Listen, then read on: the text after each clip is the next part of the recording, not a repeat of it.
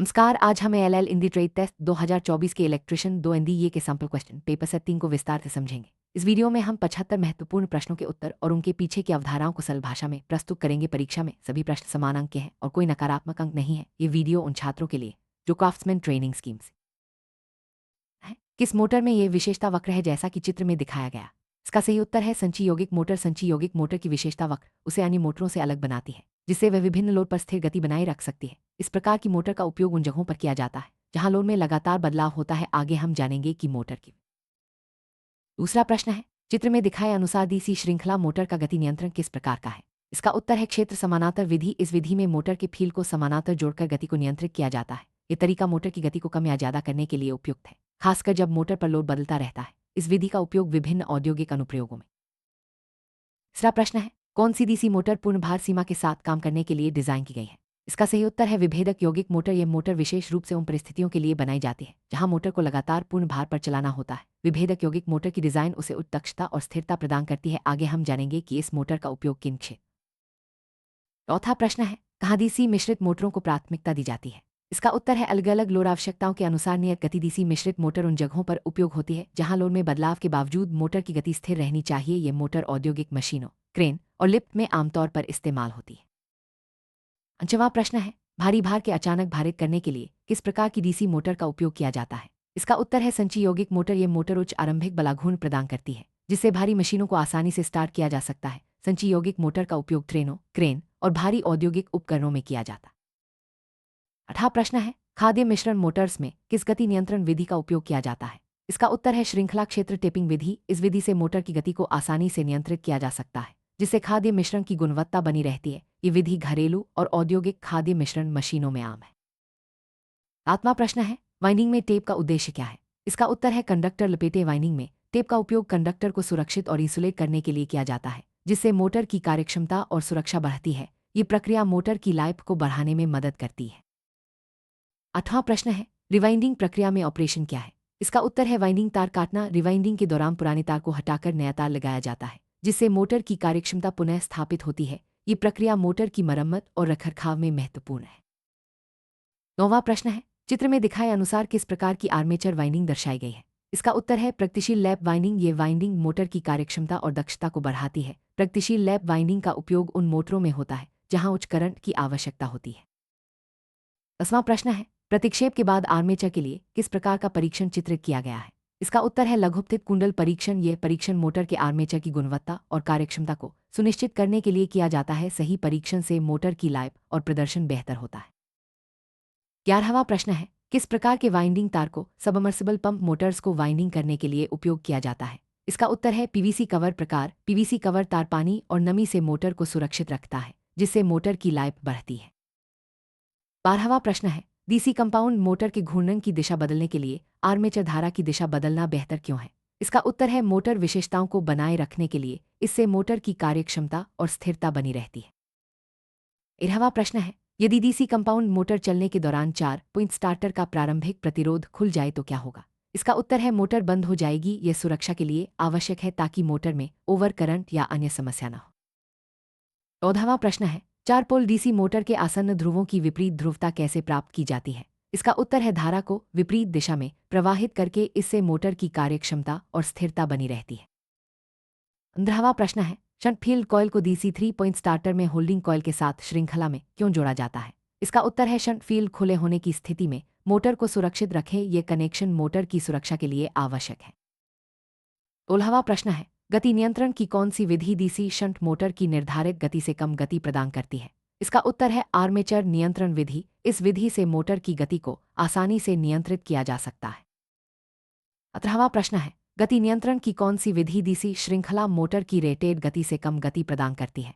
इसका उत्तर है armature diverter विधि। यह विधि मोटर की गति को नियंत्रित करने के लिए उपयुक्त है। 18वां प्रश्न है, डिफरेंशियल कंपाउंड मोटर में स्टार्टिंग के समय सीरीज फील्ड को शॉर्ट सर्किट क्यों किया जाता है? इसका उत्तर है घूर्णन की उचित दिशा बनाए रखने के लिए। यह प्रक्रिया मोटर की सुरक्षा और कार्यक्षमता के लिए आवश्यक है। 19वां प्रश्न है, किस डीसी मोटर को अलग अलग भार के तहत स्थिर गति से संचालित किया जा सकता है? इसका उत्तर है संची लॉन्ग शंट कंपाउंड मोटर। यह मोटर विभिन्न लोड पर स्थिर गति बनाए रखती है।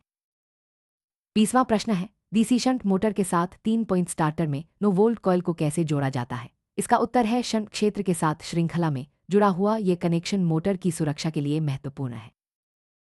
21वां प्रश्न है, डीसी मोटर में सामान्य से ऊपर और नीचे दोनों गतियों को प्राप्त करने के लिए किस गति नियंत्रण विधि को लागू किया जाता है? इसका उत्तर है वार्ड लियोनार्ड स्पीड कंट्रोल विधि। यह विधि मोटर की गति को बहुत ही सटीक तरीके से नियंत्रित करती है।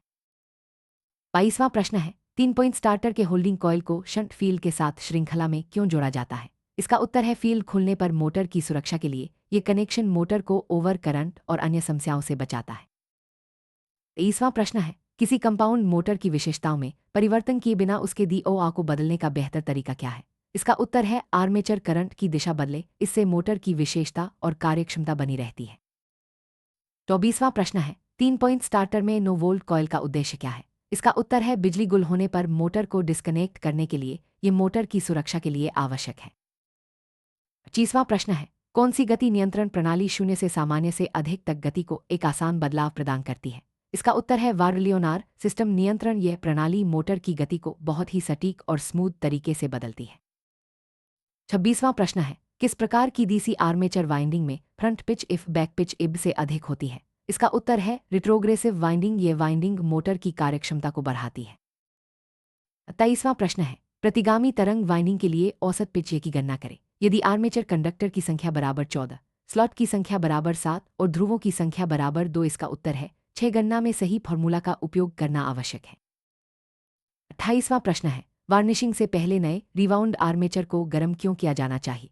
इसका उत्तर है नमी को सुखाई। इससे वार्निशिंग की गुणवत्ता और मोटर की लाइफ बढ़ती है। 29वां प्रश्न है, चित्र में दिखाए अनुसार नियम का नाम क्या है? इसका उत्तर है फ्लेमिंग का बाएं हाथ का नियम। यह नियम मोटर और जनरेटर के कार्य में महत्वपूर्ण है। 30वां प्रश्न है, जो डीसी मोटर की गति के व्युत्क्रमानुपाती होता है? इसका उत्तर है फील्ड फ्लक्स। फील्ड फ्लक्स बढ़ने पर मोटर की गति कम होती है।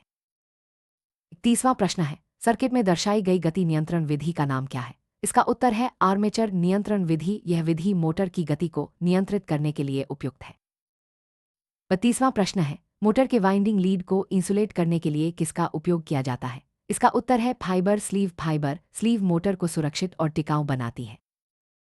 33वां प्रश्न है, वाइंडिंग में प्रयुक्त इंसुलेटिंग सामग्री के इंसुलेशन गुण को बढ़ाने के लिए किसका उपयोग किया जाता है? इसका उत्तर है वार्निश। वार्निश मोटर की लाइफ और कार्यक्षमता बढ़ाता है।